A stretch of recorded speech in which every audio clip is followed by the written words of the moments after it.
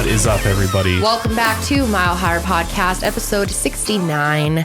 Today we're doing another PonderSESH, and I'm so excited because this is my favorite type of episode. If you guys have not joined us for a PonderSESH before, it's basically like a melting pot or not a melting pot. What's the word for it? A potluck. It's like a variety cast. A potluck. Or a you potluck. each bring some stuff. We've each brought in some spicy little I got the tidbits desserts. from the internet. You got the appies. Yes. So it's basically stuff that we have each found on the internet that we think is really interesting, that we think you guys would find interesting. And we're basically going to be teaching each other a little something today. So we each have I always four like the topics surprises. Like we don't really know what each other's going to bring to the table. Mm-hmm. So, we've called these episodes like unexplained phenomena before, but I think we're going to call this one an actual PonderSESH today. Yes, because it's not all phenomena. No, and it's really just topics that will make you ponder, right? Mm-hmm. Like make you think. So let's go ahead and jump right into things. We got an interesting news story that actually happened back in January, but it's kind of resurfacing again because it's the summer and people are starting to go on vacation, but also because this poor woman named Lawrence Daly, just a mom from Delaware, was at a Dominican Republic resort back in January. And essentially what happened, and this is a 5-star luxury resort, mind you. So it's like the second night they like go out and then they come home, and she ended up getting hungry and her husband had like already gone to bed, and she decided that room service was closed. So this was late at night. She decided that she was going to go downstairs and try to find a snack. And so in order to go find a snack, she had to, walk between buildings, and on her way back, she got jumped by a resort employee. She said she saw the shirt, had the logo and everything. And this guy literally dragged her into what she called the hole. And it was just a crawl space inside this resort somewhere, in a dark crawl space. And he literally just like beat her to a pulp. It's fucking crazy. Insane. Like nearly killed her. Why? We don't know. We don't even know who it was. Yeah, we don't know who it was or anything. Wow. And basically she got beat to a pulp by the resort employee, and she was there for hours and she thought she was going to die. So it was obviously. a resort employee, but they don't know who it was. We don't know who it was. No. How does that even It was a male, happen? obviously. Wow. You'd think it'd make it so much easier knowing the employees. Yeah. And like she was gone for a while. Like her husband and stuff were searching for her and stuff. Like, what the hell? Where'd she go? And then somebody heard her calling for help, and they eventually found her. And her face, like the picture, just is shocking. Yeah. I mean, they looked like they were trying to kill her. In a very like a brutal, pumpkin, like a personal way. jack-o'-lantern. Oh my God, poor thing. The mouth is like ripped open. Her eyes are both completely She's so swollen swollen. shut. She's got lacerations, fractures on her nose. She got really beat bad. Yeah. And we don't even know for sure, but she thinks she may have been sexually assaulted as well. I was going to say there must be like some other, why else were they doing that to her? Yeah, I don't know. I mean, there's obviously a predator there at the resort, like Jesus. Poor thing. But the most frustrating thing about this, and oftentimes this happens in, countries outside of the US that may not have the same sort of police force and criminal justice system. This has gone unsolved and nobody's being held accountable for it. The police are still investigating, they say, but they've never, brought somebody in for it, or, the resort is saying it's not their fault at all that this even happened. And so she's even talked about suing the resort. She should. Which is called Majestic Elegance, Punta Cana, Dominican Republic. And it actually has like good reviews and stuff, surprising. Like it's a normal ass resort. Yeah. And something this brutal happened there. And, one of the reasons I want to bring up is because summertime and a lot of people go to the Caribbean for, vacation and things like that, which I'm not saying don't go to the Caribbean, because the Caribbean's beautiful. We just went not that long ago. We went to Jamaica actually, and we had a kind of a sketchy experience there as well. Yeah, we had a majorly sketch experience there. We saw some shady shit going down. Something went down, yeah. Yeah.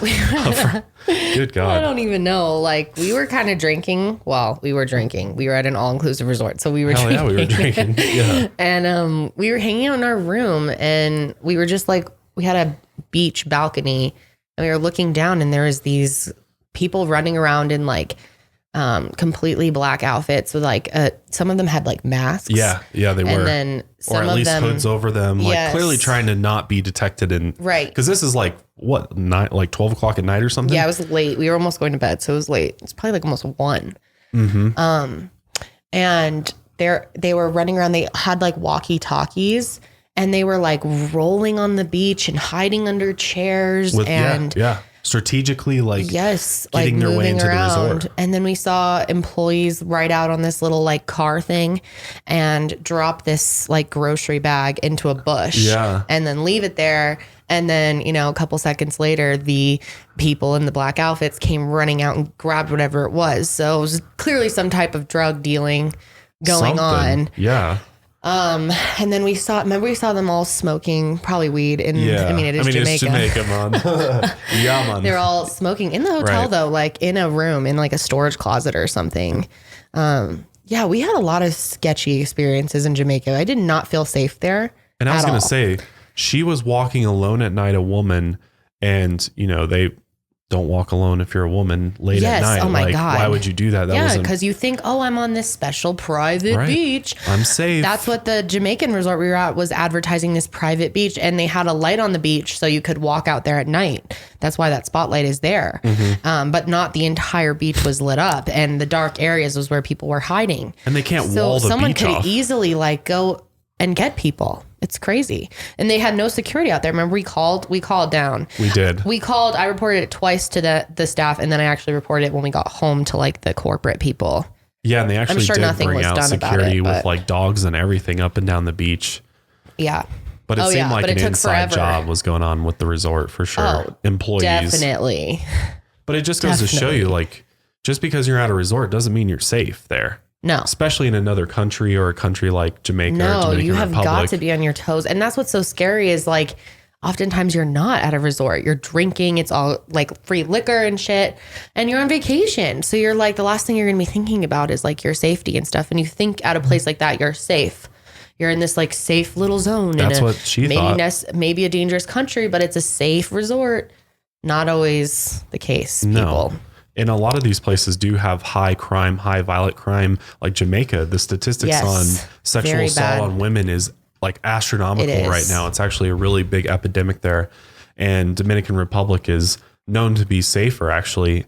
And so, I mean, this could have been just a one-off individual that works for the resort, which that's probably what happened. But at the end of the day, you know, you're not going to have... The point is like, you know, obviously these things are going to happen there, but the hotels should be doing something about it, but they're not. No, not at all. And they're not taking responsibility. They're not really doing anything. Yeah. It's kind of like whatever goes in some of these resorts.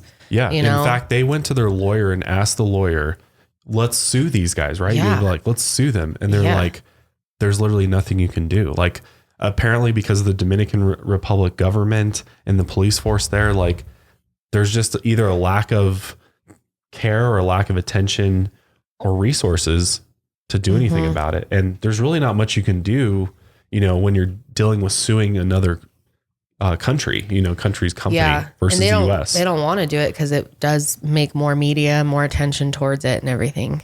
Yeah. So it really sucks. So she's just trying to raise awareness and hopefully get some sort of justice, because this is that just seems awful. Insane that someone could get away with that. Yeah, and the U.S. Travel Advisor actually raised the level to level 2 and exercise increased caution when going to Dominican Republic. So what's the current travel advisory level for Mexico? Mexico? I think it's a 2 as well. Oh, it's only a 2? Because at one point we looked at going and it was really bad at one point. So we ended up not going. But they also have it per areas too. Yeah. Like some areas of Mexico are going to be safer than others. Let's see. Yes, of course. But yeah. Oh, okay. Yeah. Level 2. So yeah, it's increased caution because there is a lot of crime. Yeah. But they also put in notes like, do not travel to these certain states or territories or whatever they are per country. So if you're traveling this summer and you're going foreign country or just ever, it's always good to check out the travel.state.gov site, because they do give you good information on like what kind of crime is happening there, how not to be a victim of that crime, and where not to go to be safe. So really good to know. So yeah, stay safe this summer, guys. So many things happen to women on vacation places. Yeah, and if you're a woman, don't go by yourself at night. God, never. Don't go out at night, like, period. Like, they can fuck up a guy too, though. Yeah, true that. So, yeah, I really would just recommend staying off beaches and dark places at night.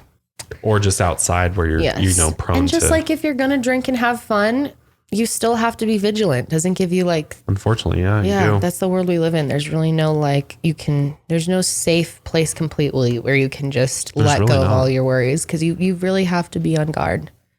Literally everywhere. Yeah. But yeah. So the next bit of news that we want to talk about has to do with CBD and cannabis, actually. So Illinois became the 11th state to legalize recreational marijuana use. The governor plans to sign the bill, which lawmakers voted last Friday to legalize.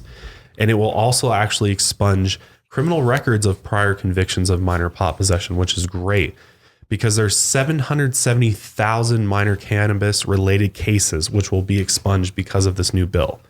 And California's got even more. Colorado, that's part of the legalization as well, as so many people are locked up for just minor pot possession. Which is so crazy to me. It's absurd. And in fact, I almost forgot. I wanted to mention a story somebody wrote in to us this week, and she shared this crazy story in Florida where, Florida has legal medical marijuana now, but not rec. Yes. And one of her friends, they got pulled over and they had apparently smoked in the car the night before. And so the cops smelled like, residual from the other day. And he actually had them get out and everything. And she had a vape pen on her, a THC vape pen on her, and it fell out and the cop found it and they arrested her for it. And because this is crazy, but the THC oil is actually, if you get caught with that in some states, it's an automatic felony. They treat it like a prescription basically because it's oil. They put it in a totally different class. Gosh. So she has a felony charge on her record now for having this vape pen in a state with medical marijuana because where they live, the sheriff doesn't like the fact that they're passing these legalization acts. So he's cracking down on everybody that is not, for the most minor things. And she was just telling me like her friend's still locked up and it's been a long time now. Oh, that's terrible. For a vape pen. Oh my gosh. That's just so unfair. So it's a good thing that states are starting to fall in line and it seems like ridiculous to me that I over here in Colorado can go buy a vape pen from the store down the street with no problems, could smoke right next to a cop. Yeah, and if you cross some invisible border into some other state, then I could be arrested. Oh my gosh, that's so mind blowing. You will be arrested if you have a vape pen. They think that's stupid. Worse. Like I was actually listening to, I think it was like Live PD or something. They were talking about these vape pens because they're starting to show up everywhere. Yeah. Mm-hmm. And they think they're way worse. They're like, these are showing because kids are getting a hold of them, which is not good, obviously. Yeah. Well, the vape problem in general with children, with all types of vapes, is a problem. Yes, that's true. Like just vape in gen. Right. And I guess because the oil is more potent than, like flour usually. Yeah. Especially if you're new to marijuana. But it's crazy. Like it's a really big deal to get caught with THC oil. But yet CBD oil, on the other hand, is legal. Isn't that so weird? Like just because it doesn't have that THC, it's now illegal. But one of the other things I was going to mention is Ben & Jerry's ice cream, such good fucking ice cream. Yes. Is planning to start selling CBD infused ice cream ASAP. And the only reason they won't do it right now is because the FDA actually has a regulation in place that prevents CBD from being added to food and drink beverages right now, like in grocery stores. It's why you don't see it at your, grocery store right now, CBD. But I'm pretty sure that's going to get lifted very soon. Wow. So you might be seeing CBD infused, like literally everything, coffee, ice cream. It's going to be fucking in everything. That's just so crazy. Like here in one story, we have this girl going to jail for such a ridiculous thing. And then we have CBD possibly coming into grocery stores. In that same county. And just because one's illegal right now than the other. How stupid. It is. It's just so stupid. It should all be legal. It's all from the earth. It should be legal. Oh, I know. Well, I think the good thing is nationwide legalization is going to be coming sooner or later. Yes. It really is. And then like our governor just is trying to get a bill passed to allow doctors to prescribe medical marijuana as opposed to opioids, which is great too. And then the TSA, the last bit is the TSA actually just updated their rules to allow CBD oil on flights. So if any of you are out there and you're like, I'm too nervous to bring CBD through the airport, because we always bring CBD everywhere we go. Always in the airport. And your stuff did get confiscated. Where were we? But that was just my fault because I didn't have a proper bag for it. Yeah, that's true. He said I could have kept, yes, okay. I could have kept it if I had proper, it was over the whatever the limit. Because I did have something else that was CBD that he allowed me to keep. Oh, okay. So it was just because I had our hemp bombs. I had just a bunch of hemp bomb stuff. I had the pills, the gummies, the oil. I had the stuff for your back, the freeze, CBD freeze. And that's what he took. Oh, and I was because it was too sad. big. I was like, no, this is the one thing I need is my CBD freeze from hemp bombs. Yeah, no, you love that stuff. That's really good stuff for muscle pain, joint pain. It is. All that kind of thing. So yeah, so now you can bring it on. They're not going to confiscate it. And I also read in their actual announcement, they said they're not going to be looking for medical marijuana either. Good. If they find it, they're not going to do anything. Good. They shouldn't. There's bigger problems out there than people's medical marijuana. I know. Right? Oh, seriously. my gosh. So yeah, that's all good news. But let's go ahead and jump into our PonderSESH here. But before we do, I'd like to thank our sponsors for today. So if you have been watching my channels for a while now, you know that I am a big fan of Monk. And I'm so excited that today Monk is sponsoring a podcast. So if you are not familiar with Monk, they are personal essential oil diffusers and they come in a bunch of different blends. Each blend has 3 different essential oils in it. And with the original Monks, which is what they first launched, you take them in through your mouth and then you blow them out through your nose and you get the benefits of essential oil through your nasal passages and in the air around you. And basically you get the benefits of aromatherapy in a really convenient, easy, portable tube. That is not a vape and is 100% recyclable. For example, one of my favorite ones is Happy, and this has vanilla, thyme, and fennel. And this one smells so good. I'm gonna demonstrate. You take it in through your mouth.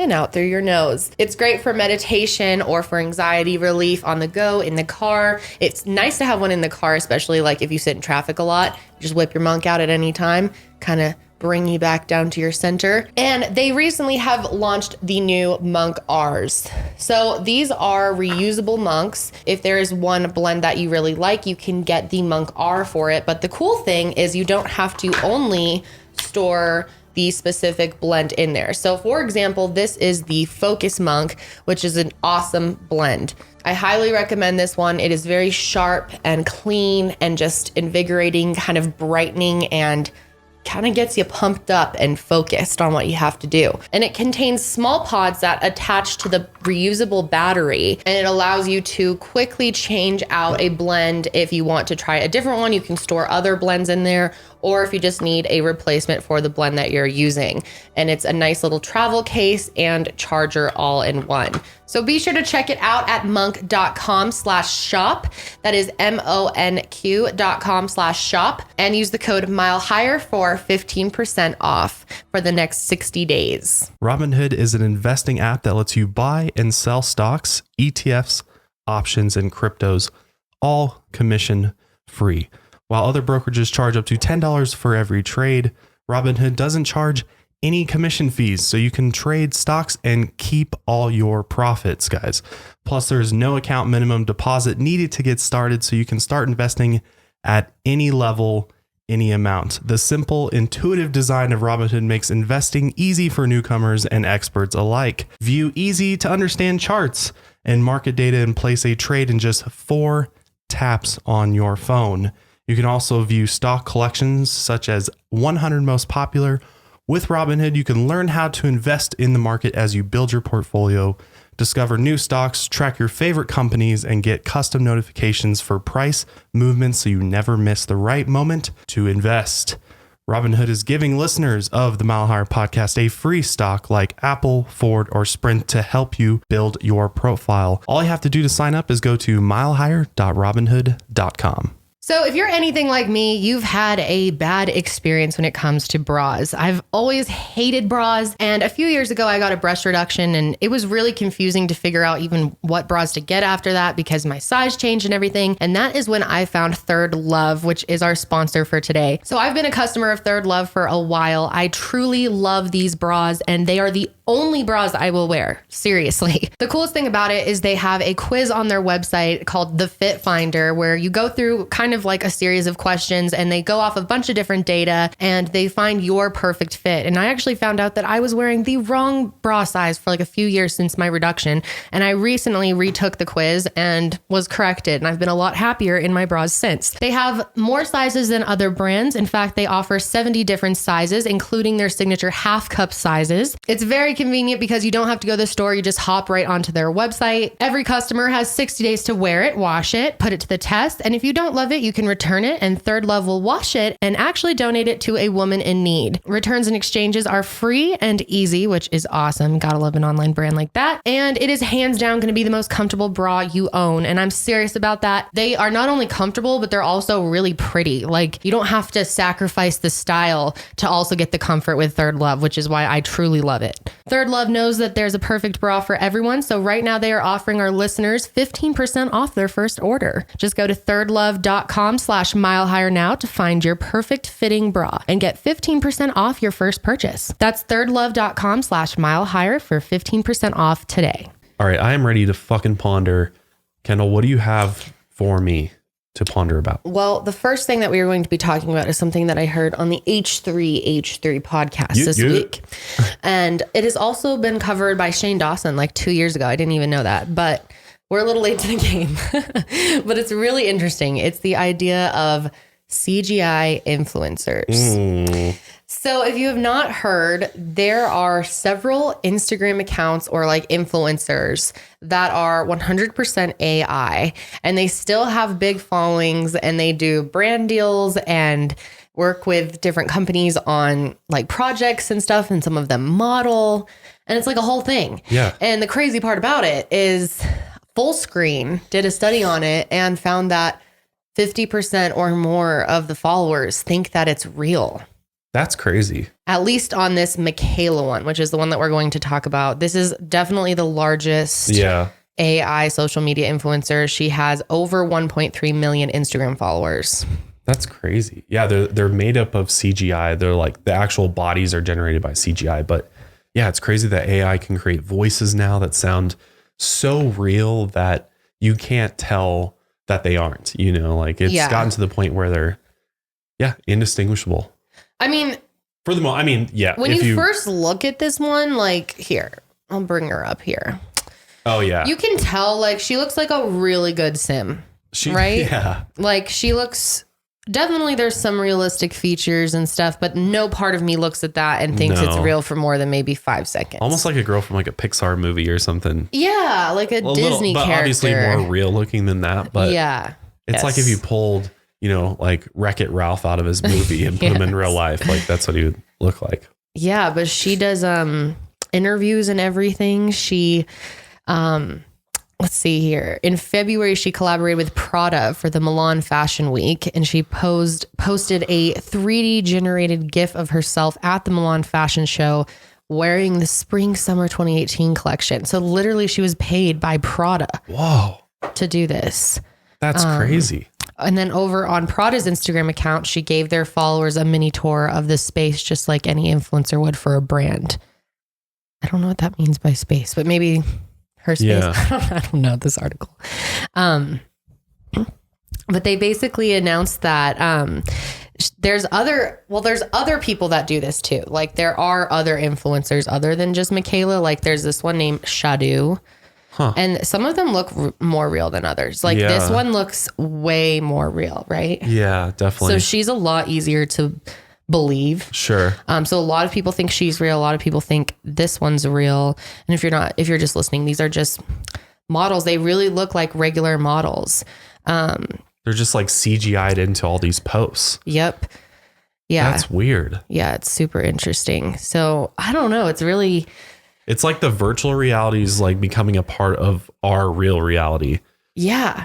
Yep. Because it's not like it's a robot like Sophia the robot or something, right? It's a CGI'd body. No, it's not. It's like a complete character. It's like a whole, she even does a song. Like I'm going to play like 2 seconds of it so we don't get demonetized. I do a glass at the mirror. What the fuck? You tell me that's bad luck. That's her song. What the hell? Yeah, she has like an actual song. It's kind of crazy. But the voice sounds so like human-like. I know it does. Well, it is someone, like clearly someone does the voice for her, right? Or maybe they generate the voice. I'm not really sure. Yeah, they generate the voice and everything. I mean, the artificial intelligence does all of that, I assume. Yeah, she was named as one of the most influential people on the internet by Time magazine. I'm so Is she confused. really faking these big companies, I wonder? No. They know she's fake, but they're getting into the AI or the, CGI space, the fake influencer So space. what the hell? All of us influencers are going to be without a job pretty soon. They'll have AI. There'll be like an AI That's PewDiePie what the and article, stuff. Like, there was an article that recently came out. I can't remember who put it out, but it was basically that like the influencer bubble is going to burst because the AI is going to take over our jobs. But at the end of the day, they're not real people. I just can't see people being like, I don't know, maybe. That would be insane. But she even did an interview at a Coachella thing. She interviewed this guy. Listen to this. With YouTube music here at Coachella, and I'm joined by JPEG Mafia right now. Thanks so much for hanging out. Yeah, no problem. All right, so you just got off a U.S. tour with Vince Staples. Mm-hmm. Tell us a little bit about that and a little bit. Your favorite part about it or the most memorable moment. I loved it, man. Real. I'm really honored Vince took me on this tour. I got to play in front of more people than I ever seen. And, it was awesome. And I also I beat Red Dead in the hotel. Wow. It was good. Taxing on you physically and like your vocal cords. How do you take care of yourself in between that? So weird. Yeah. Isn't that? It's so bizarre. So weird. So like, I bet this guy was talking to someone that's wearing like a green Either outfit, that or nothing. or he's just talking to like a dummy. Yeah. He's That's what's so talking to weird about it. something like and pretending it's real. It's so strange. Yeah. So strange. So I don't know. It's Michaela specifically. They have interviewed her before and have talked to her about the idea that people think that, AI could take over the world and could be something negative and could robots could harm us. Oh yeah. And so many she cons. says, at the end of the day, all I want is to be kind, uplift others, and spread acceptance and share my story. So who knows? Your She might fake have an ass evil story. agenda secretly, but I don't know. Michaela's got her own. Yeah, It's really wild. it's alarming, honestly. Yeah, this one is also interesting. Shudu. She is the one that was recently posted by Fenty Beauty, which is Rihanna's brand. And they posted a photo of her on her feed. But they didn't say like this is a fake person. Like they may have just reposted her, whoever their social media person was. Didn't even know. Because she looks so real. Like it's this girl. Yeah. I can't tell really. Yeah. Other than their skin looks super perfect. Yeah, they look super perfect. They don't have that. Their faces are missing that realness to it. Yes, they look like dolls or something. They have like no pores or anything. Like, yeah, it's crazy. But yeah, one model even commented on the post saying that she was an inspiration for Black women everywhere. That's how much people believed it. Wow. Isn't that wild? So I guess a bunch of different brands are going to start working with AI influencers. Mm-hmm. What the hell? Isn't it weird? So yeah, that's a little glimpse at our future, guys. I feel like that's going to backfire and people are going to get freaked out by it pretty soon. I don't know. I don't think a lot of people know. And I think when they bring it to people's attention. When I heard how many people thought it was fake, I was like, what? Like that, thought it was real. That's so insane. Like that really shows us where we're headed. If that many people think that shit's real, that they like couldn't figure that out and they're following the account, like 50% of the followers. I guess if you weren't really paying attention. 700,000 people. Yeah. If you're not paying attention that much, I guess you could be fooled. Guess so. I think it's easy to fool people these days. Yeah, it is. What's also crazy is like artificial intelligence is already getting to a point where it can machine learning. So a computer essentially can analyze enough data of somebody's voice in order to replicate it. Yes. Almost identical. And this company actually just recently did this called DESA, and I saw this. Processed like all of Joe Rogan's 1,300 episodes, which if you don't know who Joe Rogan is, if there's a podcast we'd recommend to listen in addition to ours, it'd be probably Joe Rogan's, because he's a big inspiration for us in our podcast and what we talk about. But anyway, he's done a ton of episodes, and they took their AI and replicated his voice. And let me know what you think. If you've ever heard his voice, he has a very distinguishable voice, so you'll probably be able to tell if this sounds legit or not. Friends, I've got something new to tell all of you. I've decided to sponsor a hockey team made up entirely of chimps. I'm tired of people telling me that chimps are not capable of kicking human ass in sports. Chimps are just superior athletes. And these chimps have been working out hard.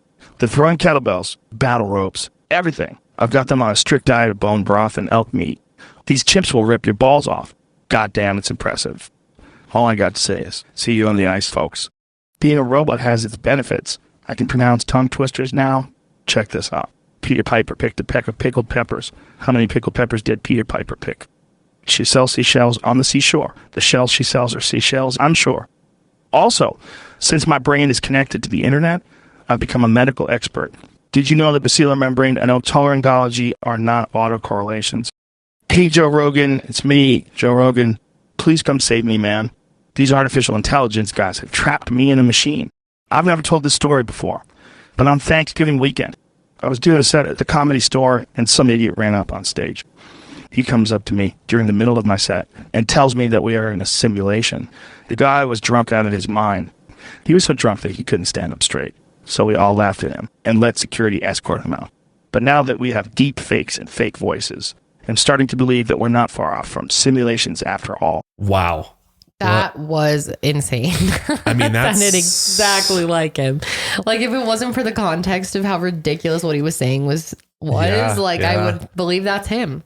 Yeah, no, it's almost indistinguishable. I mean, you can kind of tell there's little like transitions between some words, and it seems like S's it struggles with a little bit. You can kind of tell it has like a glitchy sound to it almost. Like it's like that, like in between words. And God, he was completely blown away by it. He said in an Instagram post, he said that. Yeah, that's where I saw him talking about it. He said, quote, "At this point, I've long ago left enough content out there that they could basically have me saying anything they want. So my position is to shrug my shoulders and shake my head in awe and just accept it. The future is going to be really fucking weird, kids." Oh, yes. That is a true statement. There's the tea. What they're going to be able to do is deep fake people with their voice and essentially make any of us say anything they want. That's really dangerous. So there's a lot of problems with that, I feel like. I feel like that could be a real big issue with like political robocalling and stuff. Yeah, totally. That's what they're worried about too, or bullying, like cyberbullying and stuff, or just bullying in general. Mm-hmm. It could get crazy. All kinds of shit could happen. Yeah. And you don't really know like if the person actually said things or not. No. Because you'd be like, it sounds like you. But then what if you do say something bad, but then you're like, I didn't say that. That was a robot. How are you going to prove it? Yeah, it's going to be hard, right? Yeah. Life's about to get the future's looking wild. And another reason why the future is looking wild is because UFOs are whizzing around our heads at all times. UFO encounters have been going up over time. There's been more and more UFO sightings, and it's starting to get into the news more.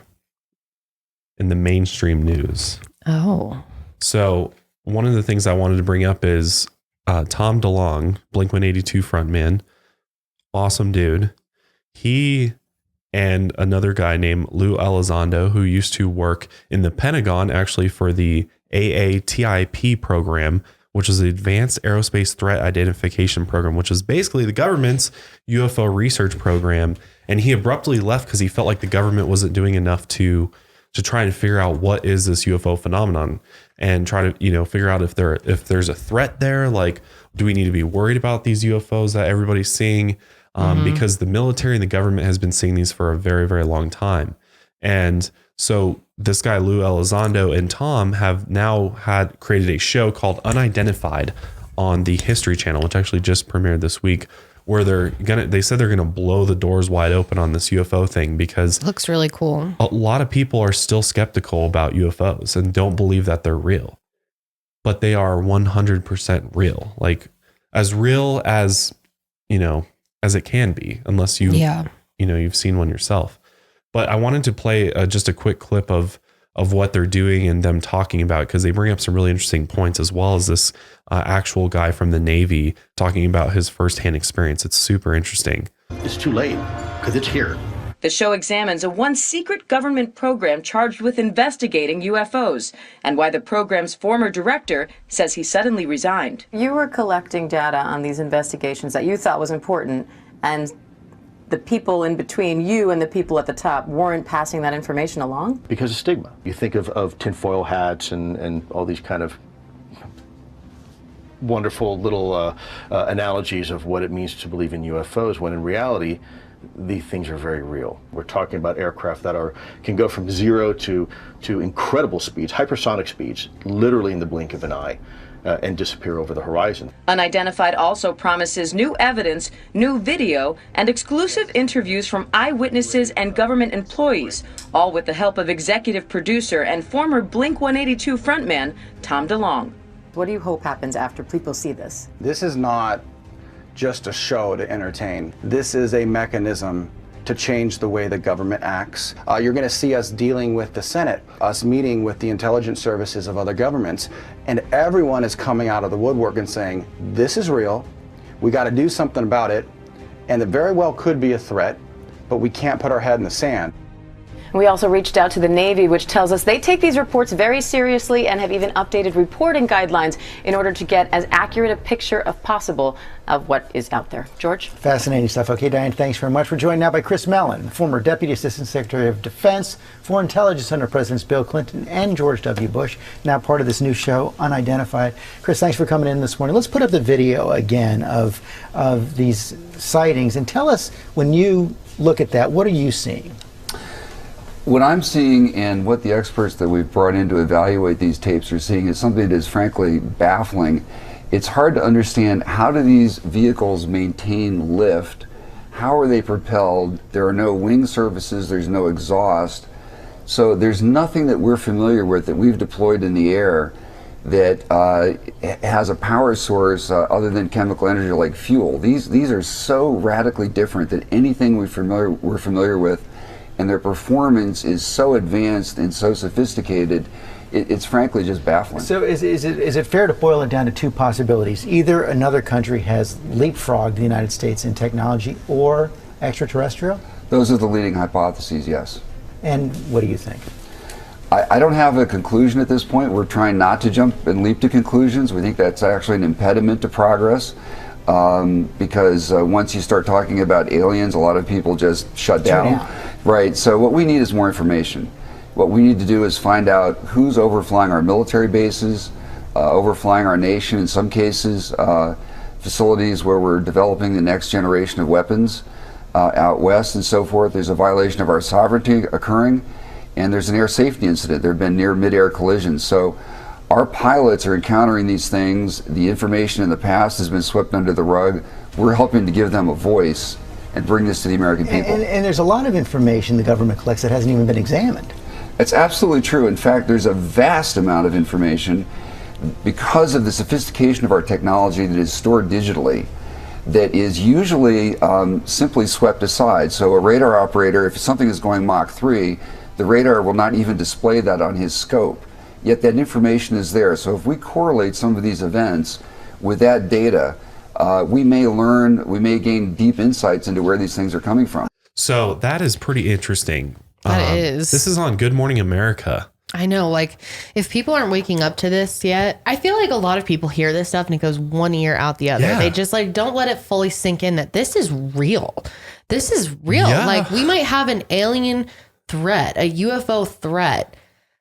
Yeah. I mean, who knows? I mean, they're not attacking us yet, but yeah, we don't know what's going on. But like the fact that these are real, and there are so many people coming forward that should be taken very seriously, and people still don't get it, or it's just, I don't think it's fully sunk in. Well, it's just like a far off idea. The problem is it's been fiction for most people for so many years that in order to flip that paradigm on people, they're going to have to like see it with their own eyes in order to fully believe it. Even if these experts and ex-military, really high up officials are saying this. I mean, this is a Navy official or defense official saying that there's these craft flying around all the time. The military's seeing them all the time. We nearly crash into them.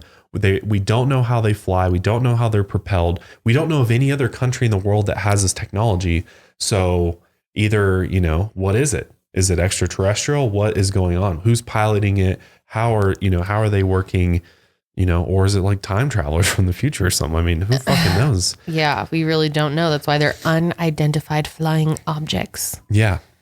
So, yeah, I mean, it's going to be really interesting to see in the next couple of years. I think we're going to, this show might even be sort of a catalyst to start, really opening people's eyes to this. And hopefully, I'm hoping they're not going to like under deliver with the show, and they're actually going to bring forth some interesting stuff, because they claim to have some of this, unidentified technology in their possession. To the Stars producing this?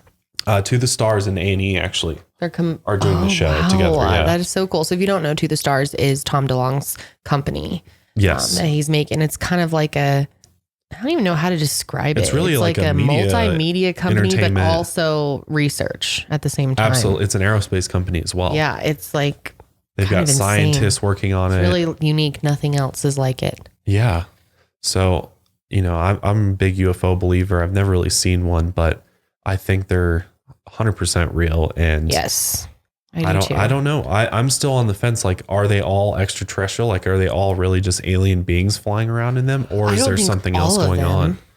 Yeah. Or is it, the government? I think the government has some insane technology that they can't reveal to us, because they'd have to explain a lot of things that can't be explained with the information that's currently public. Yeah. Even these guys aren't clued into these black projects and stuff. Yeah. I mean, I feel like the chances of them all being alien visitors, I mean, what do I know? Could be, but some of them probably are. Yeah. It's really interesting.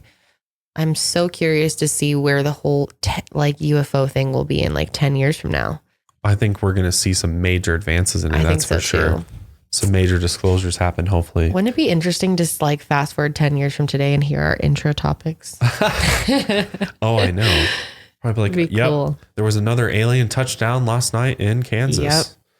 Yeah, no, it'll be a totally different time then. So yeah, let's keep following it, and check out the show. I'll link it below for you guys if you want to check out Unidentified. And maybe these UFOs are threats. They haven't posed as threats yet. I haven't heard of any UFOs necessarily like killing anybody, but something to keep in mind though. They're obviously worried about it, and they want to figure out what's going on. So, but yeah. So what do you got next for us, Kendall? Okay. Next we are going to talk about, have you ever heard of aura photography? Heard of it? Yes. Do I know what it is? Not really. No. So it's really interesting. I don't understand exactly how it works because it's pretty complicated, but basically in 1970, this guy named Guy Coggins built a camera that can capture people's auras, otherwise known as the electromagnetic field surrounding the body. Okay. And there are supposedly about 100 of these cameras currently in existence. And I saw this because a company that I follow called House of Intuition, they're based out of somewhere in California, was doing like a free thing where you could come to their store and get your aura photo taken. And they were posting examples of it. And I was like, what is this? So basically, I have some examples here. Hang on, let me just pull them up. Of people's aura photos? Okay. Yes. So I don't know how this camera works or how this person figured this out. But it's kind of the new thing in the metaphysical world that people are really into right now. Aura photography. Apparently you can see, and each area, the colors, right? Yes. So it's kind of like this field around you. And then depending on where the color is like how it's going to affect your personality or your aura. Because there's ways to interpret auras. Right. Auras. Right. So I'll read it. But basically the way that it works is a double exposure that takes a portrait first and then they double exposure another one on top of it. And that creates the aura. Interesting. And that happens thanks to a silver laced hand sensor that sits in your lap and sends a charge through your body. Okay. So it kind of probably like magnifies it a bit. Like Yes. I know the body has an electromagnetic field. Yes. We all do. Yes, it magnifies it. So it just And creates these like intensifies it for a minute. really cool pictures. So these are all like auras, and Oh, they that's say sick. everyone's aura is different. So I have like the a colors fingerprint. and like what it means. So red is strength, willpower, new beginnings, leadership, action, practicality, and passion. It's also encouraged that people with red get plenty of exercise and get into natural things to achieve their balance. So it's like things like that. That's the kind of energy. characteristics of the person. Right. So yellow, for example, is optimistic, enthusiastic, open-minded, loves variety, freedom, generous, playful, and whimsical. Yellow provides an atmosphere where people are comfortable being themselves. There's orange. They are usually found as entrepreneurs, successful salespeople, or those who work with many people. There's tan on here. Apparently tan people make great planners, work well with structure. Green people, green's worst enemy are themselves, often holding themselves back. They're encouraged to identify and be accountable for what they want. They should write it down and go for it. It's all about growth, goal-oriented, determined, focus, ambitiousness. Blue's more like deep feelings, emotional people, trust, devotion, loyalty, nurturing. So I assume that depending on what color it is, if you have more of one type of color than another, you're probably encompass more of those things. Yeah, I'm guessing. I think it's kind of like your vibe. Like it says for blue, like singing, you'd be maybe a person that sings in a choir, attending or taking part in theater or in any other water activity like sailing or paddle boarding. This will make you feel more connected. So obviously there's a lot more to it than that, but like the best one, the ideal one is like white. And that's like higher consciousness, the source, destiny, intense energy, cosmic wisdom, and congratulations, you've made it. So that's basically like being an angel. So I don't see anyone that is like completely white. Can you have a black aura? Like what if you're an evil I don't fuck? know. I honestly don't know. I don't wonder know if that much about auras. I wish I knew more. People that have purple are more of like people that are connected to the other side. They have like the vision. They can Clairvoyant type people. possibly, Sure. yeah. So it's pretty interesting. And it's also like up for interpretation, right? Like there, it's not, this isn't a science. This according to the study of auras. Right. But basically with these photos is the top of the picture is like everything above your ears represents your consciousness. So that's why there's different colors in different places. Like the lower left-hand corner color represents the energy that's coming into your life. And then, the other one is how energy that's going out or how the world perceives you. And then the arc like on top of your head represents a goal, aspiration, or something held high in esteem. So I thought that was kind of interesting. Yeah, I want my aura picture taken. So I looked it up in Denver and I found a couple people that were doing it. So I'm considering like making a video or something and going and trying it out. Yeah, seeing I'd be what color curious my to see aura is. And see how accurate it is in describing who I am. Or if it really, because if you think about it, it could just be taking a picture of your energy field. And like, how do you equate an energy field to characteristics, Well, I think there's like a lot of studies about this, like matching it up to people's actual lives and seeing how accurate it is. Yeah, that makes sense. I mean, I'm sure it's not a proven science, but the idea of an aura is like, has been studied for years and years and years. I feel like you would have a very green aura. Green? Well, it said it was like goal oriented and goal setting. And that's really interesting because I always kind of see you as a green person. Do you like in your mind associate people with colors? Like if you think of a person and then like what color first comes to mind? Like with your mom. Do you have that ever? Red for your mom? Well, your mom does love but she red. loves red. That's the thing. But that's the thing is What about your dad? Probably like blue. I was about to say I would associate him with blue. I like blue. Same with my brother. Blue. Yeah, I would see blue with your brother too. Blue. What do you see my sister as? Like maybe like a purple or maybe yellow. I was about to say a purple. Really? Yes. Like wow. I see my sister's like very Look at me. purpley aura.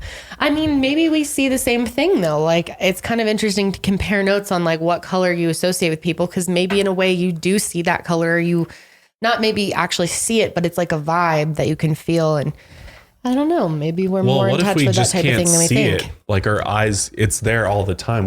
Our eyes can't perceive it, you know?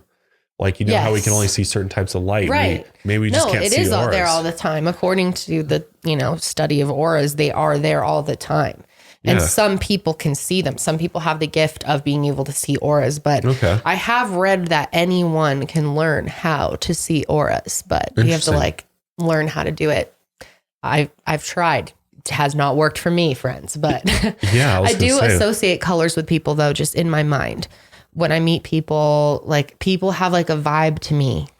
I'm the same way with letters. Like I associate colors with letters, and I don't know. Oh. Just thought that was kind of interesting. Yeah, that is. Let us know in the comments what you think your aura would be colored. Or if you know what color it is already, maybe you have or if you've done this aura photography thing. Yeah, let us know. I'm curious now. It's got me intrigued to see what my aura is. I hope it's green. That'd be cool. Yes. I was like glowing green. I do love green. What if it's colors you're attracted to? Like just naturally, maybe you connect with colors. What color do you associate with me? I didn't even ask. Ooh, I like a pink purple type. Yeah. That's like what I would probably associate with myself. That's what I feel like my vibe is. Like a purple, like kind of that pinky purple. Yeah, but not like a dark purple, more of a lighter purple. Like a lavender. Yeah, sure. Lilac. Sure. A peach. Oh, a peach. Okay. Well, you did 2 in a row, so do you want me to do 2 in a row? Yeah, go for it. Okay. So I have another thing that's really interesting. So NASA is conducting studies basically on obviously what space does to your body. And it's really interesting. They're currently looking for people who want to get paid just to lay in bed. Does that sound like something you could do? Because it sounds like something I could do. No. I couldn't lay in bed for, what is it, days? If Netflix is allowed, I would be maybe okay with it. It's not just days, homie. It's intense. Okay. Years? Once you hear the details, though, like I wouldn't do it either. It's pretty fucking crazy. So basically, it's a job for NASA and the European Space Agency and the German Aerospace Center. They're all working together and offering $18,500 to people who want to lie in bed for 2 months. That's not enough. Yeah, right? 2 months. Because that means you're like, you got to shit in the bed. Like you're not that is what up. it means. Yeah. You cannot get up at all. You don't get up. Yeah. They're simulating space. So the job is based in Cologne. Actually, it's probably Cologne, Germany, and it's part of a study designed to better understand how the body adapts to weightlessness. The agencies are currently looking for people who are female between the ages of 24 and 55 and who speak German. The official name of the study is the Artificial Gravity Bed Rest Study. But here's the catch. Those chosen for the job will have to stay in bed for 24 hours a day, 7 days a week for 60 days straight. That means no getting up for the bathroom, bathing, or meal breaks. And at the end, the money will come out to just shy of $13 an hour. That's terrible. That's not enough money to do that. It's pretty terrible. So someone from the study was doing, hang on, I'm trying to get it to go for a second. But this is pretty interesting hearing them talk about this study and how they're doing this. You may want to talk to Jennifer Noon. She's team leader in human and robotic exploration at the European Space Agency, and she joins us on the line from near Amsterdam. Jennifer, welcome to the program. What a nice introduction. So, as I understand it, people would eat, they would drink, they would exercise, even use the bathroom lying in bed, much of that time with their head tilted down 6 degrees. Is that what this looks like for 2 months? That is correct. When volunteers lie in bed with their heads tilted roughly 6 degrees below the horizontal, then a lot of the effects of that space flight has on the human body can be simulated or being reproduced. It is not to annoy volunteers, but it is actually to test countermeasures. So basically, lying in bed for a long time kind of mimics weightlessness? Yes, it's an excellent model for us to study how the human body reacts to being exposed to weightlessness. And what's the goal of the study? What do you hope to learn and then apply? We're testing artificial gravity as a countermeasure. So volunteers will be exposed to artificial gravity a couple of minutes or half an hour in total per day. If this battery study shows that or confirms this, then we may recommend artificial gravity as a potential countermeasure for future spaceflight missions. And they can then look into how to actually implement that on board a space station, be it via a short-arm human centrifuge within the spacecraft, or be it by designing a spacecraft that rotates. Well, you mentioned a centrifuge. I understand that part of this study involves the study subjects being spun around in a centrifuge. Why does that have to happen? So when the volunteers are spun in the centrifuge, the fluids within the human body are propelled towards the head end. And that counteracts some of the effects that we see when astronauts are in weightlessness. So after being up in space for so long, the fluids get distributed incorrectly. Is that what happens? Correct. Isn't that insane? That doesn't sound fun at all. I don't want to be an astronaut anymore. I know. Oh, dude, you have to go through some shit as an astronaut, the training, and then not to mention the actual fucking thing. Like, going to space is not comfortable. No, it's not. And it is scary. And imagine like going to the bathroom in space, like all the shit you have to deal with. It's crazy. I definitely wouldn't do this study either, or whatever it is. No like, way. For 18 grand, like I feel like that's cheap. It comes out to $13 an hour. I mean, I guess it is. Yeah. But like the question is, do you get to watch Netflix? I mean, I assume they let you do something, but you have to have your head at like some weird angle. I know, like that sounds really uncomfortable. Yeah, Ugh, there's that nothing sounds about horrible. that sounds fun or worth. Yeah, I would probably 18 grand. freak out just thinking about having to hold my head in some certain way. Yeah, hell no. Yikes. I'm not feeling that at all. No. I don't want to do that. I don't want to do that. But the next thing that I wanted to talk about is this phenomenon of all of the pyramids around the world all lining across this belt across the planet, which is really interesting and why this might be the case. So if you didn't know, across the entire Earth, all of the pyramids are spread out across the continents. There's literally pyramids pretty much on every continent on the world, as well as just like mysterious locations like the Bermuda Triangle, the Dragon's Triangle, or Devil's Sea, which is basically the Pacific version of the Bermuda Triangle, you know, where there's mysterious disappearances, like people see weird sea monster type shit and ships sink without explanation.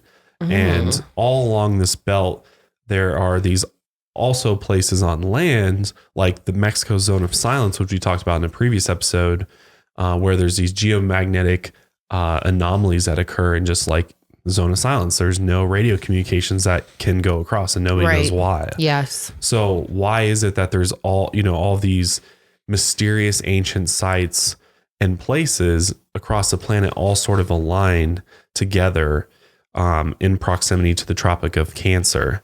There is the ancient pyramid sites, from the pyramids in Mexico to the pyramids of Guaymar in the Canary Islands to ancient Egypt to the Xi'an complex in China. There's even fucking pyramids in China.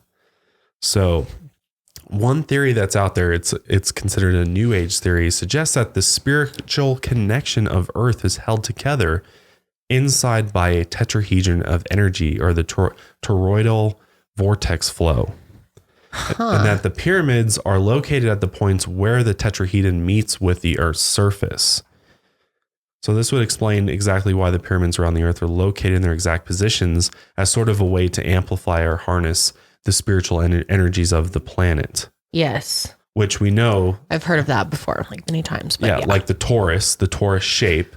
So, energy flows in and back into itself, just like the magnetic fields of our bodies do.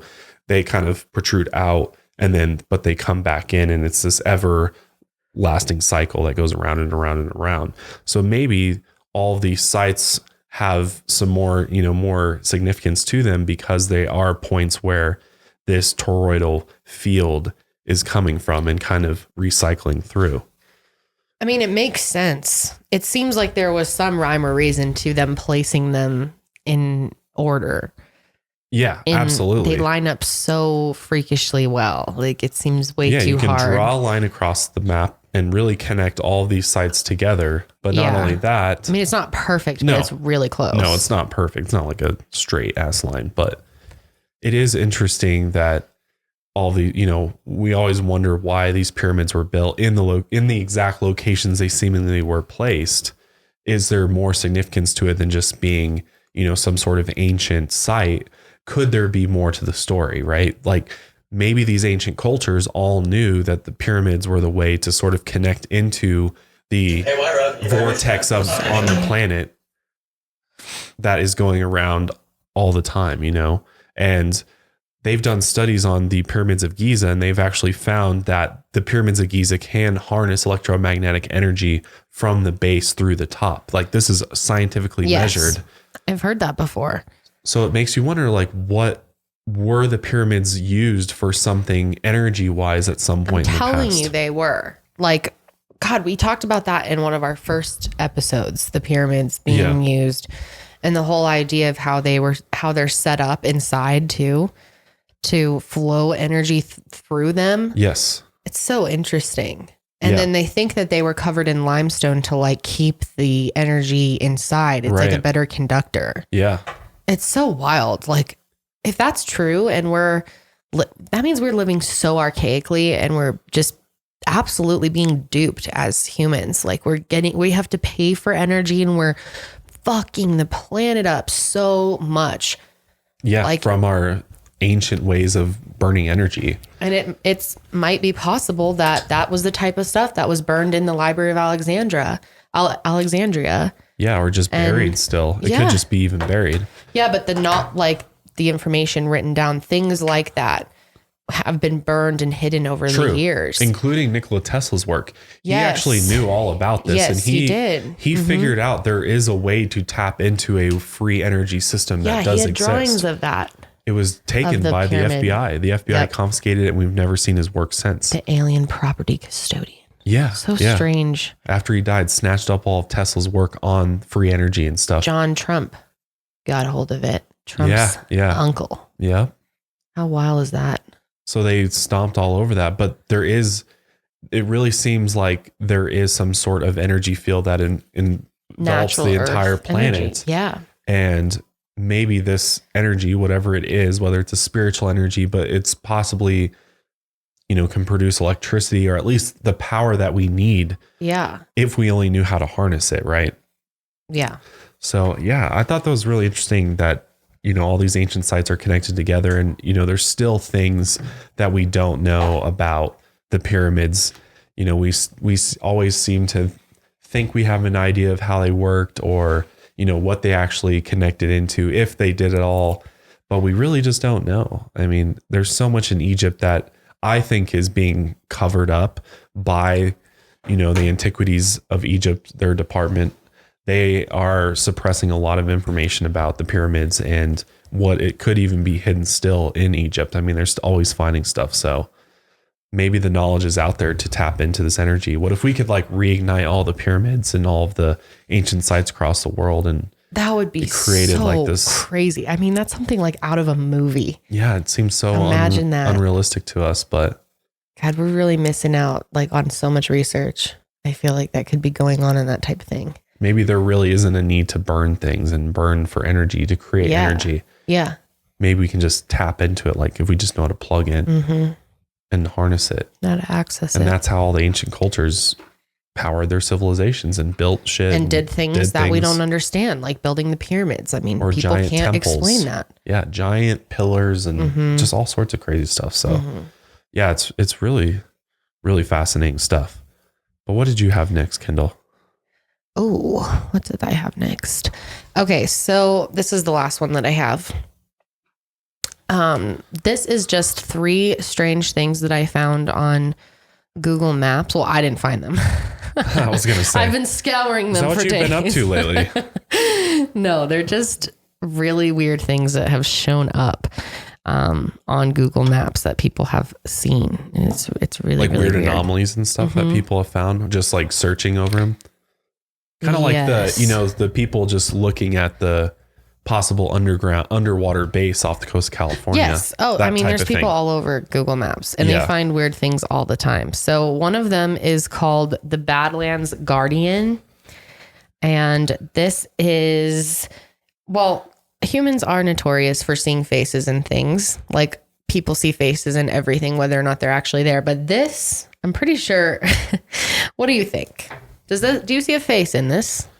Yeah, actually, it looks like the outline of a face, like facing one way. Yeah. Yeah, and it kind of looks like almost a headdress too, right? Yeah, it does. It definitely does. Yeah, isn't that strange? So, but it's like a natural formation in the ground or something. Yeah, it is a natural formation, but it's the Badlands Guardian, natural geographical formation located in southeast Alberta. It's a little intense. Weird. So it looks like a human head wearing an Aboriginal Canadian headdress, actually, specifically. It was discovered in 2006 by a researcher discovering random locations on Google Earth. There's so many weird? Google sleuths out there. Which, I mean, I don't know. That just almost looks like it's supposed to be there. It's so wild looking. Very cool. Yeah, but that looks like miles and miles of rock or mountain or whatever it is. But it's pretty cool. That is cool. Interesting. Very cool. God, you got to be really looking at Google Maps to be finding that shit. Like, yeah, I'm sure that took a while. Check out this one. Okay. So this showed up on a Google Maps survey in 2007 and it's a lake. It's a bloody lake. Look at that. Whoa. Imagine seeing that. Be like, what the hell? Red Lake, if you are listening. This is actually in the midst of war-torn Iraq, and has been. No, you're good. The dyslexia is so bad. But okay, some have suspected that this is actually from slaughterhouses disposing their runoff blood into it. That's really red, though. Yeah, they think that's unlikely from a scientific perspective. More reasonable theory being chemical spillage being responsible. The red color didn't last forever. But it's really weird. Like people were just on Google Maps and then they saw this like red lake and no one knows why it's red. Yeah, that's really creepy. So it eventually like faded out, but it's pretty red. Like that looks very really red. red. That's like fresh blood red. I know, really gross. Damn. It's kind of freaky. Like it almost makes you wonder like what the fuck is that? Yeah. And then the last one is very, very strange. Someone was on Google Maps when they came across this giant pink rabbit. Somebody made a rabbit. Gigantic. Like that's a house. Yeah. Holy shit. Okay. So this thing is fucking massive. But don't you think people are doing that on purpose because they know people are looking at? Yes, they are. This was made on purpose. This is actually an art collective. Oh. It's like a new thing. Make art for Google Earth, right? Yes, it is actually. Of course it is. This is in Italy. It is 200 feet long, stuffed rabbit. And then basically this thing is designed to, it was knitted and it's filled with stuff that can decompose. So it's supposed to completely decompose, completely by 2025. So not even that long from now. So you can slowly watch this thing, break disintegrate down, and it's supposed to look like creepy as fuck over the years. Oh, I bet. Like it's supposed to look like this haunted bunny.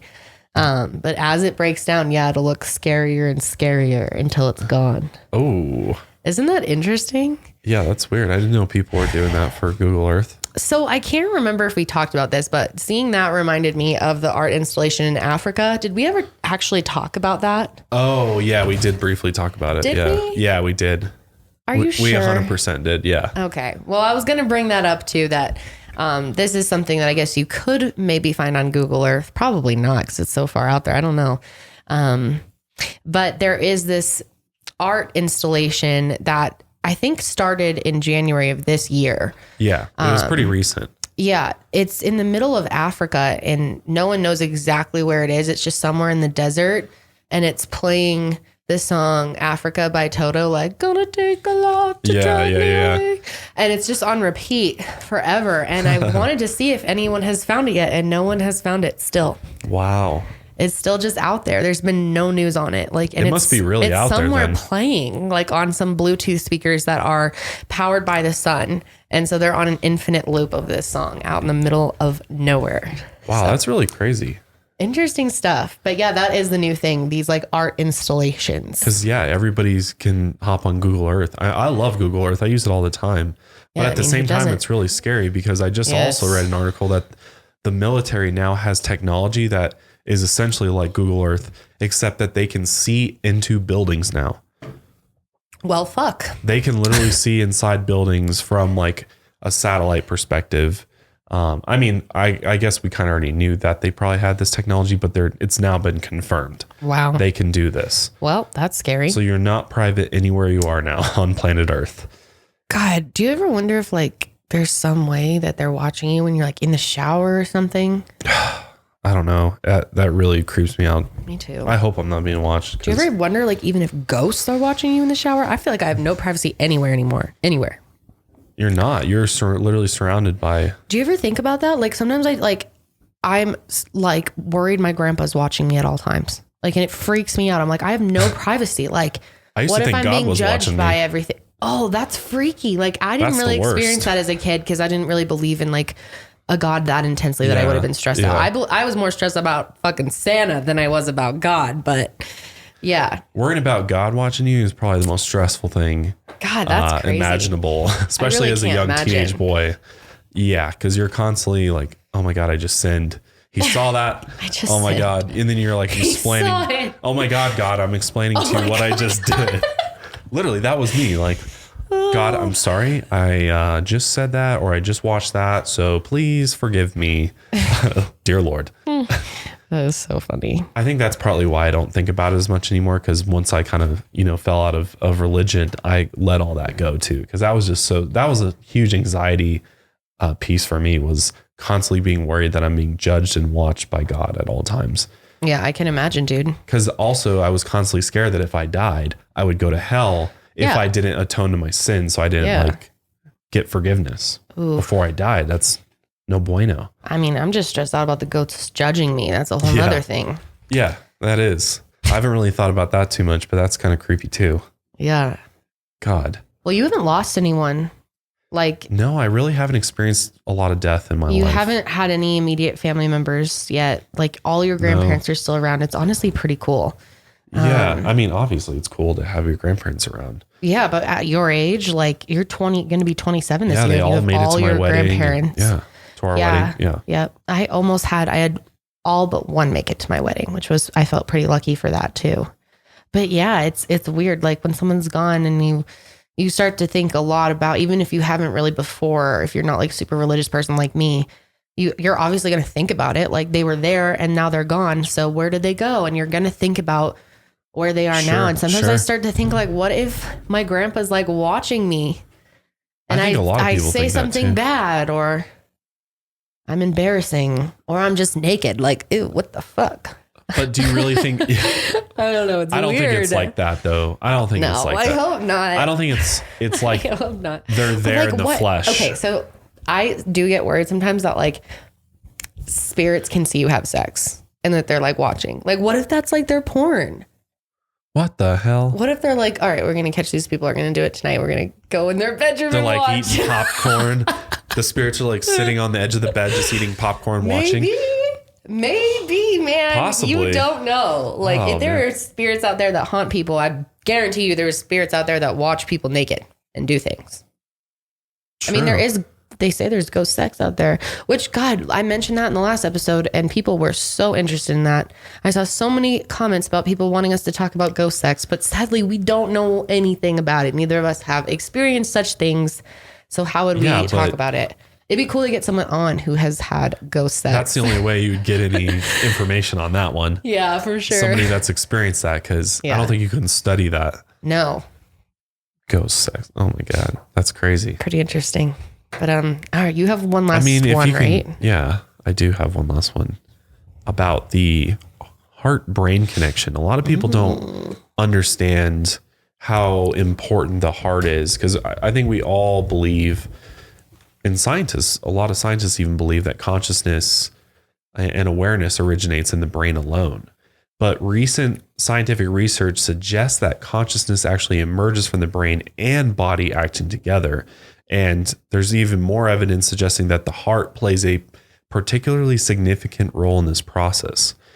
So the heart is far more important to not only our bodies, but to, our spirits and our souls in a sense. And it has an extremely and highly complex system with its own functional brain, actually.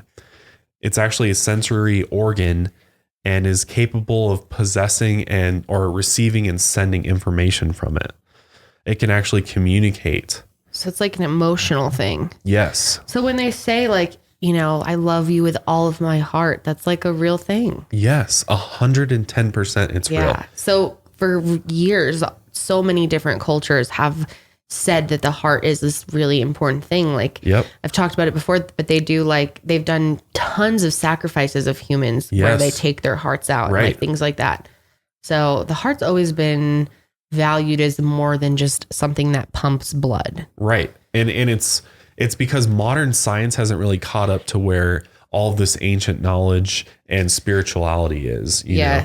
Like science is still trying to understand the spiritual realm because a lot of it's unexplainable, right? Like science can't possibly explain, that connection to a T. But we do know from studies, and there's an actual Heart Math Institute that is leading the research in this new field when it comes to the heart. And they're finding out that the brain influence, or numerous experiments have demonstrated that the signals the heart continuously sends to the brain influence the function of higher brain centers involved in perception, cognition, and emotional processing. So literally the heart is taking in information and then sending it to the brain, which then the brain is interpreting for, your reality in a sense.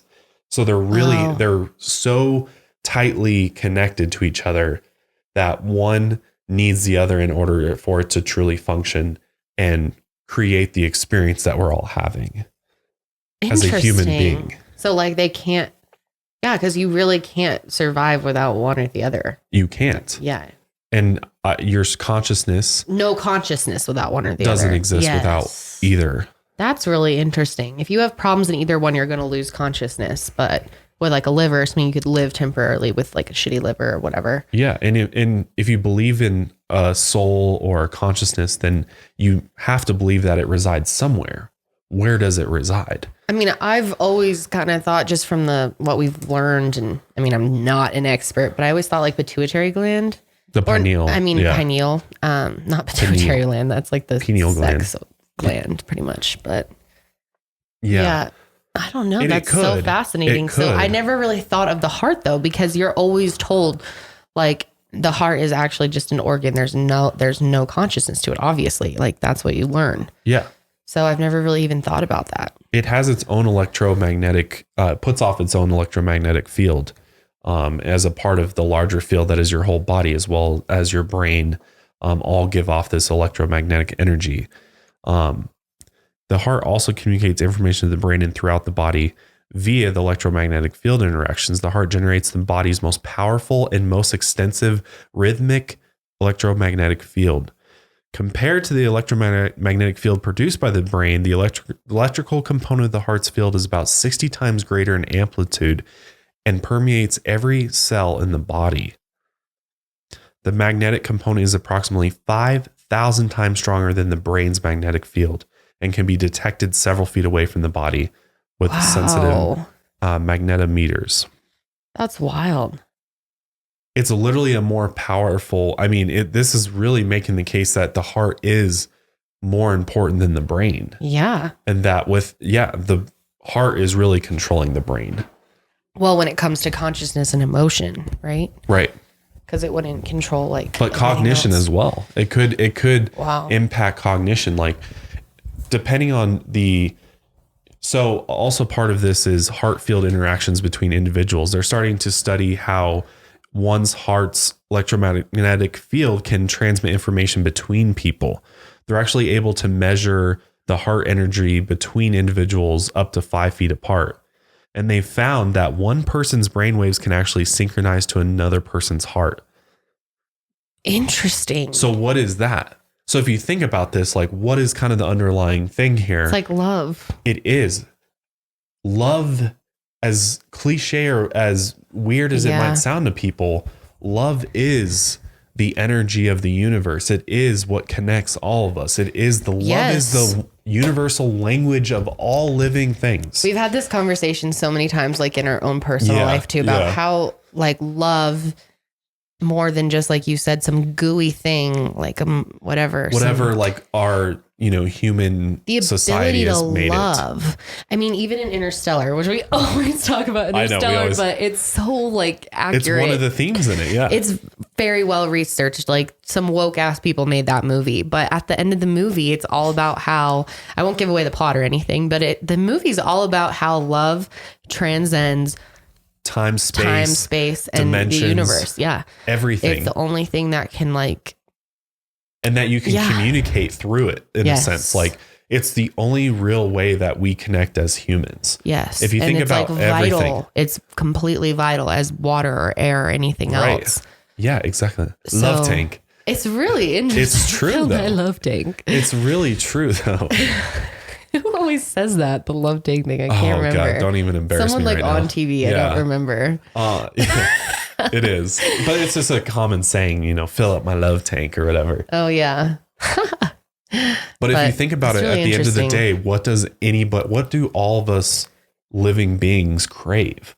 Love from one another. Acceptance, love. Yes. Because if there's love, then everything else falls in line. So it's really interesting. That is literally like our hearts and the intelligent sensory organ that it is telling it, like, creating our reality of how we perceive it. How it's interesting. Controlling us in this almost like subconscious sense where our brains are telling us you need love, and that's why when you feel love, you can almost get high off of love. You can really get euphoria, and especially when it's fresh love, you're so energized and just like, this is amazing. I love it. I love this love. And it's also how we are able to connect with one another. And when you find somebody that you love, you connect on your heart fields are connecting with one another, and your hearts become one and in sync with each other. Our heart's rhythms and our brain rhythms and everything is all in sync off of one another, and it just works. And if you think about it, like, life itself stems from love. Like, you have to have sex and hopefully be in love to have sex. Hopefully doesn't happen often, but it's part of it. The act of sex is love, and it creates a human life. And that's your heart telling you to do that. The very foundation of everything. And at the end of your life, that's really all that really matters to you. It seems like so many people at the very end, they realize like what was most important to me, and it was the people that I loved while I was alive. It's the only thing that matters. I'm like getting teary-eyed.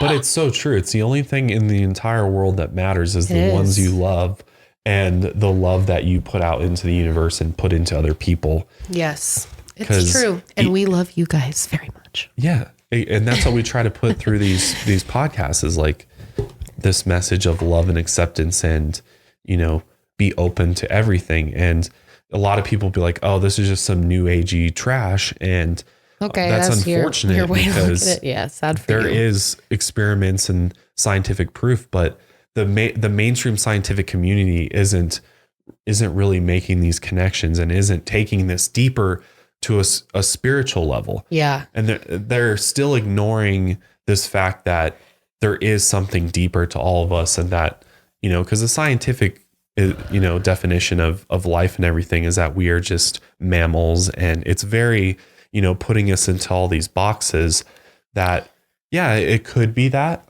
Yeah. I'm open to that, it just being very strictly scientific. But at the end of the day, based upon what I feel, what I experience, and what we all experience in life, it's so much deeper than that. And there's something definitely going on, because look at animals.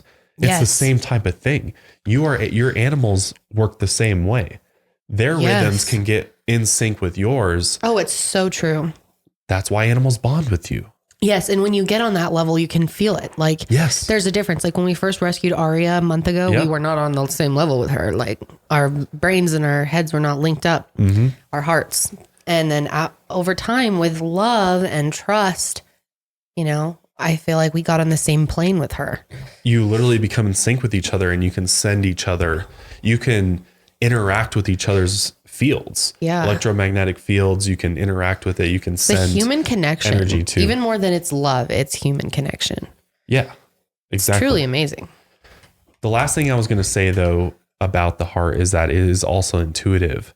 There's new data suggesting that the heart's field is directly involved in intuitive perception through its coupling to an energetic information field outside the bounds of space and time.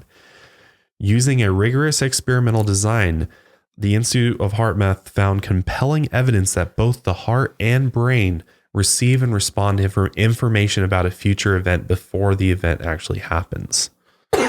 So your intuitiveness, or your, you know, if you're somebody that has premonitions, or you're psychic, or you're able to see things that others can't, this could be the heart receiving that intuition before the brain actually does, because the heart's field may be linked to a more subtle energetic field. So like the larger torus field that surrounds the planet, and, you know, it's able to pull information from that field essentially.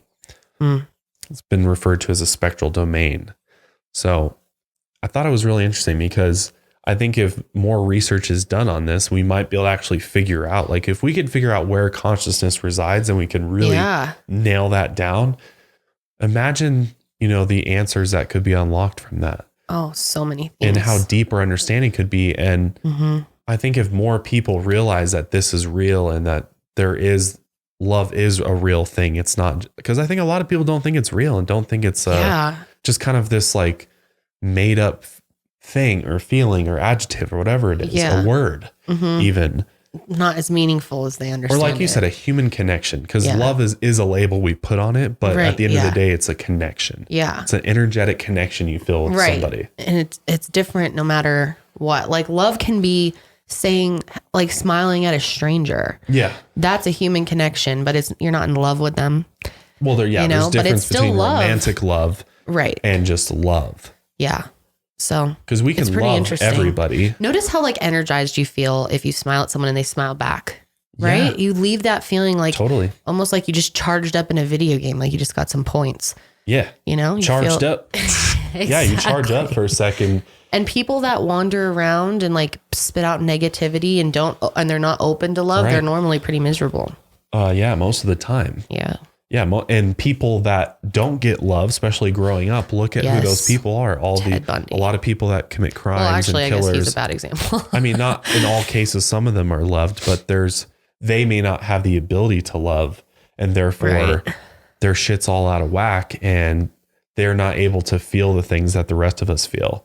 So I don't know. It makes a lot of sense to me that there is this sort of deeper level of connection going on, and that our heart is in fact more important. Like you want to take care of your heart and protect it. And, you know, it's interesting how all these years I've been saying like love in my heart, you know, there's so many lyrics and so many words about in your heart. And in reality, it's all really true. It is. That it is all about what's in your heart at the end of the day. There's a reason people say that. Nobody says like at the end of your life, it's all about like what's left in your brain. It's about like what's left in your heart, because that's like where your most treasured memories and feelings and people are in your heart and not your brain. I feel like I just like preached a message or something. Well, I think a lot of people probably received that message and needed to hear it. So go love someone, go smile at someone. You can affect each other's electromagnetic fields and affect each other's energy levels and heart levels. So true. It is. I mean, I can feel it with you. I can feel it with you too. I feel the love. And when we have like fights and stuff, I feel sick. Like I don't feel good. Yeah, you physically feel bad. Absolutely. Yeah. And that's our fields getting all out of whack and out of sync and everything. Yeah. So you got to come back together. And and getting on the same page. Send the love back to each other. Yep. So yeah, it's true. Get out there and love one another. Yes. Oh, God, I feel like Ellen. Yeah, seriously. But we'll go ahead and wrap it up there today, guys. Hopefully you enjoyed this PonderSESH on the Mile Higher podcast. If you did, leave us a like and let us know what you thought about these topics and if what you think about all of this, because all of it was very interesting. I enjoyed our conversation today. I did too. It was really interesting. It was. So yeah, we will go ahead and end it up there. We will see you guys next week. Stay safe and stay woke. We'll see you guys next time.